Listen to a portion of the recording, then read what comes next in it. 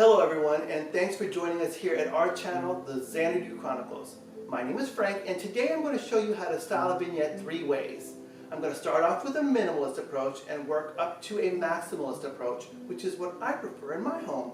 And I'm going to do this because I want to show you that it's not just about adding stuff.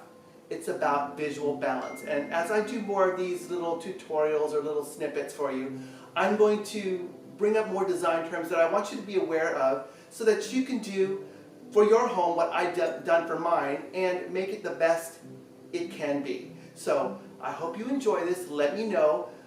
For those of you who already subscribed, thank you so much. And for those of you who are contemplating it, please do it. Subscribe, comment, like, let me know what you want to see. I'm still trying to figure out what kind of content you guys are interested in, so just let me know and I'm going to try to make you happy, all right? So let's get started. Now this is actually it's a cabinet that I have barware in, it's a floating piece between my living room and my dining room. And if you've watched any of our prior videos, which I hope you will if you haven't, but you'll see the walkthrough and you'll see where it's positioned in the house. And it's a nice, it actually works great in the space, and it's a little bit of a transitional piece from one room to the other. It kind of separates the two because it's an open concept, but in a very subtle way. So it's the transition from the living room to the dining room. And as you can see, I've got a parrot under glass. As I've said in my videos, we do have taxidermy in our home, and I know that's not everyone's thing, but we enjoy it. All of our pieces are vintage or antique, and none of them are endangered species, so please be aware we're very careful and very conscientious about what we purchase. And this is actually Carrot the Parrot, I've named him. There's a little toad in here too, Toadly. I know, that's really inventive, but that's his name.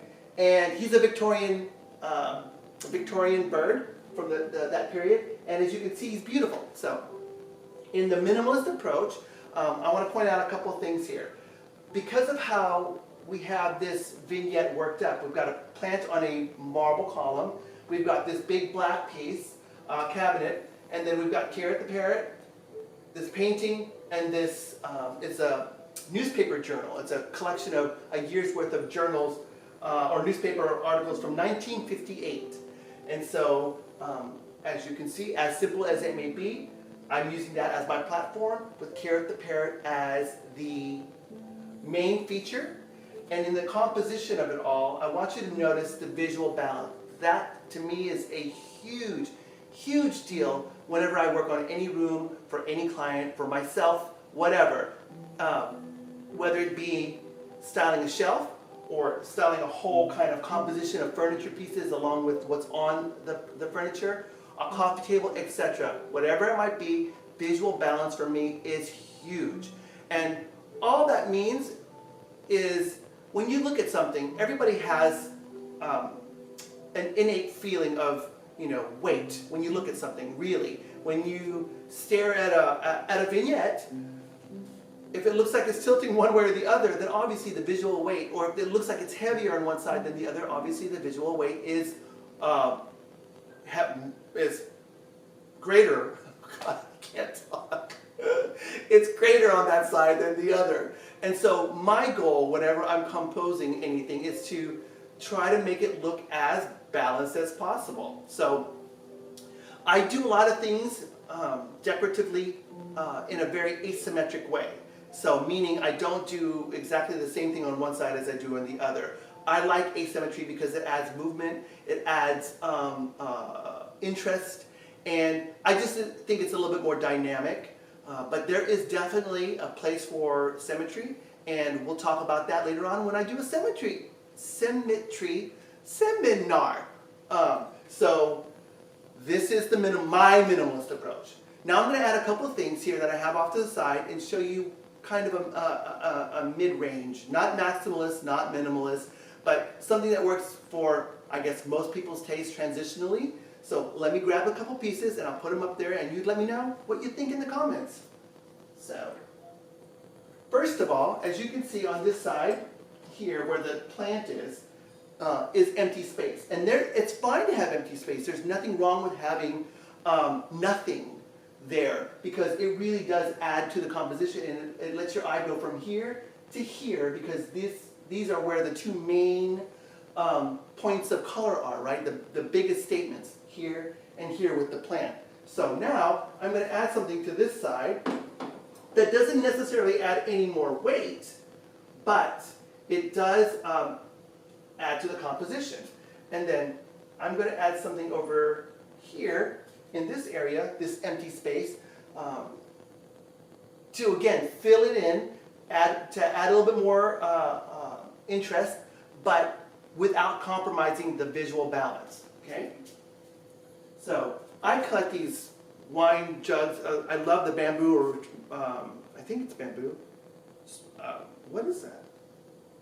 It's a lovely material, whatever it may be. It's natural, but you've seen these a lot at antique stores and thrift stores, I'm sure. They're typically wine jugs that have been wrapped in the natural material, be it wood or whatever, and I love them. So I've got an abundance of them, and I probably should, get rid of some, but I can't. So it is what it is. And excuse my back. I hate turning my back to you guys, but I have to do it. So there's one.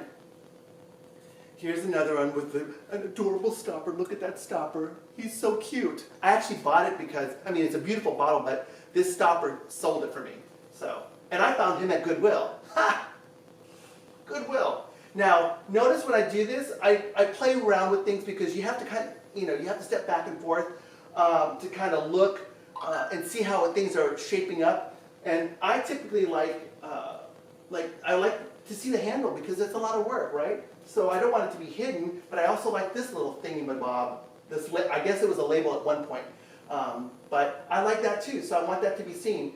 And notice what I try to do is, it's kind of dark back here because of the field of the painting, so I put a light piece in front of it so that there's contrast, automatic contrast, and then I put another dark piece or darker piece in front of that. So I'm creating layers, visual layers, contrast.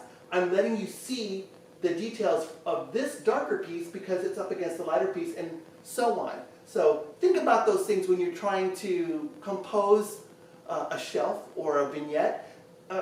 Go a little bit beyond just the flat plane. Try to go and play with depth, layer things forward and back. And when I do my break front, which is one of my pride pieces, I'll show you. And again, if you've seen our prior videos, our walkthrough, you'll see the break front. It contains shelves chock full of my collections, and I call it my treasure chest because it's just, I love it to death, and I cannot wait to share with you what I did with those shelves, because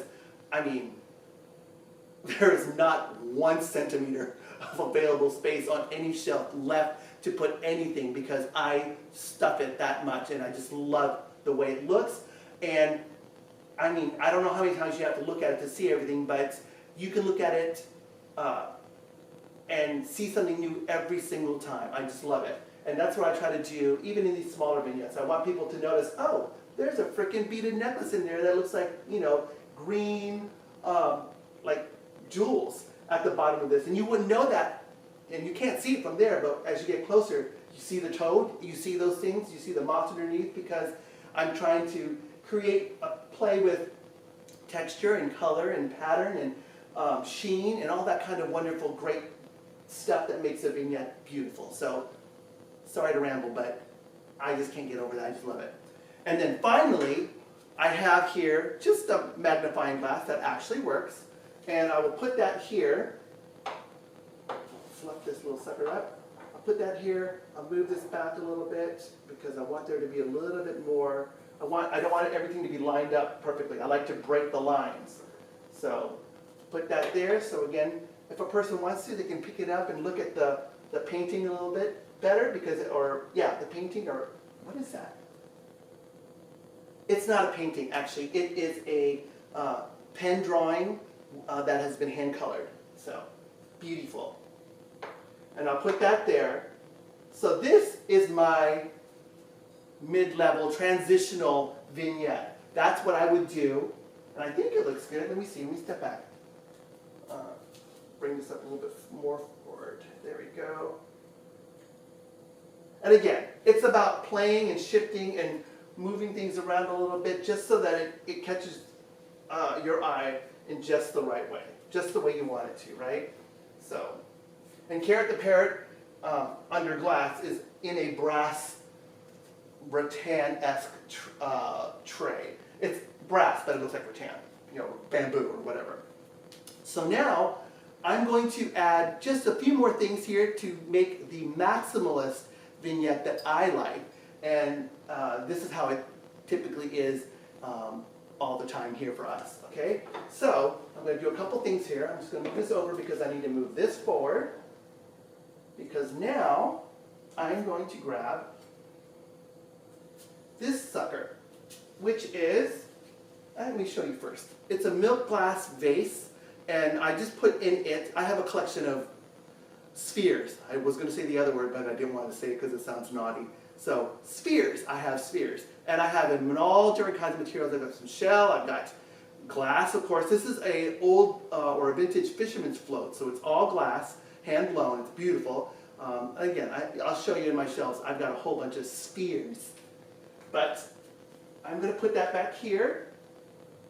And again, as you notice, you can see through it, so you can still see the beautiful frame, the carving of the frame behind it, but now I've introduced color, a little bit more color, that refers back to Carrot the Parrot, because he's got a little bluish green, and of course his body's green here. And then, I know you don't get to see all of the vase, but it provides lightness against the darkness of the frame. So there's contrast again. And again, I'm going to pull this forward just a little bit because I'm going to break the lines. I want the lines to just do that. I don't want everything to be on the same plane, right?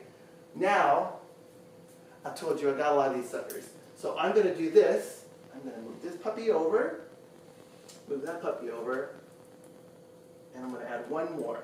And as you'll notice, with this, there is a level difference, right? So now when you start here at the highest point, actually the highest point is the corner of the painting, and it works its way down to the flower. Can you believe that?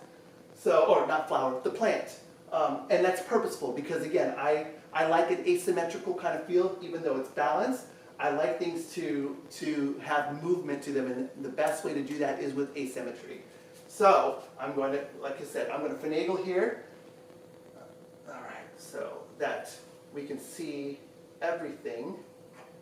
And I have my little, I put the magnifying glass over here now.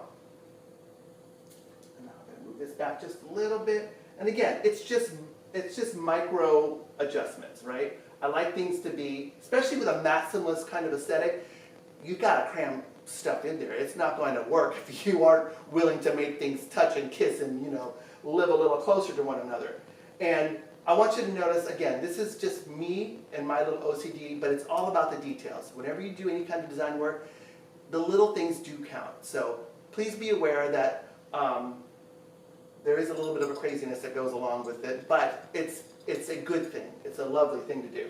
But I have here the magnifying glass. I could have easily put it this way, but can you see how the weight now, even with that tiny little item, the weight has shifted this way visually? So, and again, it's a circle. This is a very curved shape. So they're very related. And what I like to do is, even the tray, again, also very round. What I like to do is I like to break things up. I want your eye to move. And so to do that, I'm going to flip it because there's a space here. So I just flipped it so that now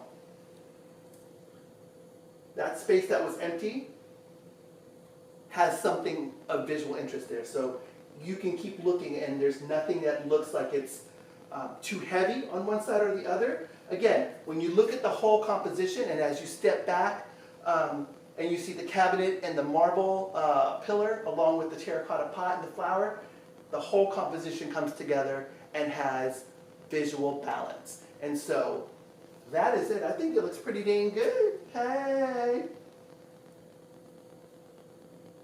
And I think you can see everything. And again, don't be afraid to let things break the plane. In other words, I could have easily tucked this, plant leaf behind, but I like when things do that. I like when an unexpected item or an item that has an extending limb or just anything like that that breaks into the plane of something else, because again, to me, it adds more interest. It's more real and less photo. Does that make sense? I think it does.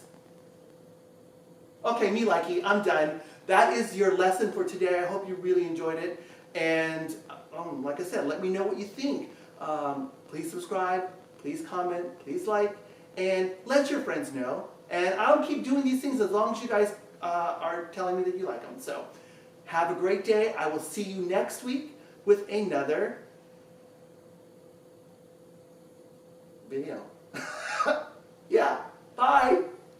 If you haven't seen our previous videos, click on the links and watch away. Please share, like, and most importantly, subscribe to our channel.